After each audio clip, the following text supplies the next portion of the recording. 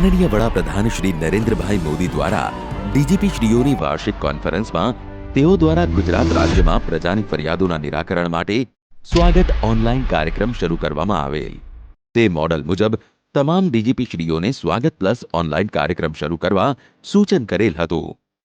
ગુજરાતના છેવાડાના નાગરિકો પણ પોલીસ વિભાગને લગતી રજૂઆતો ડીજીપી શ્રીને રૂબરૂમાં કરી શકે તે માટે ડીજીપી શ્રી દ્વારા સ્વાગત પ્લસ ઓનલાઈન કાર્યક્રમ શરૂ કરવામાં આવેલ છે. દર મહિનાના ત્રીજા ગુરુવારે સવારે 9 વાગ્યાથી 12 વાગ્યા દરમિયાન ડીજીપી શ્રીની કચેરી પોલીસ ભવન ગાંધીનગર ખાતે પીઆરઓ શાખામાં અરજદારે રૂબરૂ હાજર રહેવાનું રહેશે.